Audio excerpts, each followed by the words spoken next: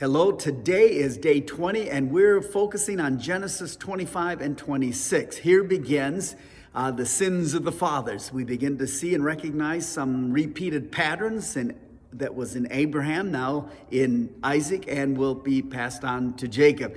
And this lineage of deceit. And yet God, in spite of all this, continues to work and to bless and uphold his covenant promise to Abraham.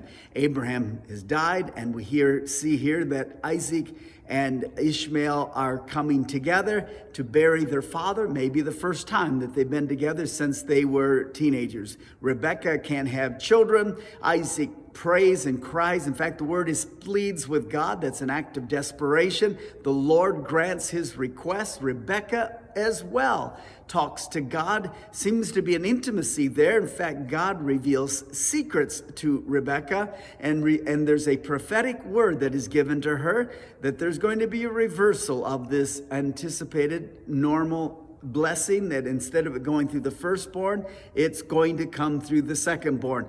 Jacob, a name which means grabber, we will see his nature and personality in his earlier years and how this will come out, and yet God will break him and refine him. We see him coming out of the womb, even hanging and clinging to his brother, grabber, hanging on. Isaac favors Esau.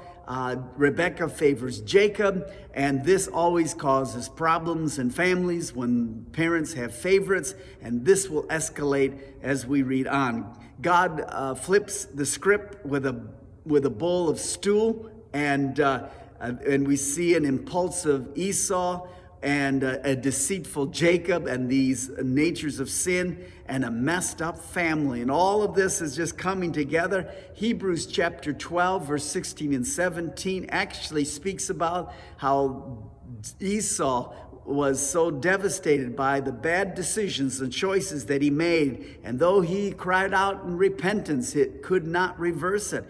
And so this is a tragic series of decisions and choices that's made by Esau. I want you to keep an eye on this ugly, messed up situation and recognize how God takes even the worst of scenarios and turns it around for his glory and for his good. And God is true to his promise. He cannot lie.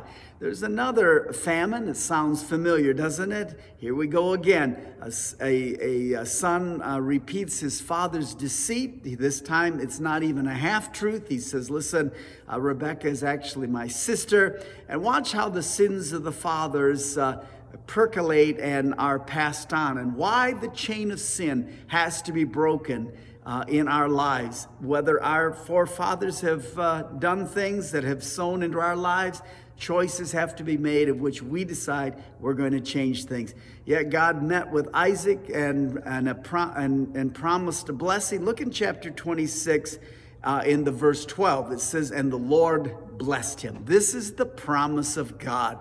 Not because he deserved to be blessed, but because God promised it, and he had established a vision of what would be the outcome of this. God appears to Isaac in chapter 26, verse 23, and he reaffirms it. I am the God of your father Abraham. Do not fear. I am with you. All through this, God is grooming and he's growing up. Abraham took 25 years. Isaac is being nurtured and developed, as also we'll see that Jacob will as well. He builds an altar. He calls on the name of the Lord. That suggests prayer and intimacy. He's crying out to God. Even the enemies of Isaac saw that the blessing and the favor of God was on his life, and they withdrew, and they did not dare touch his life.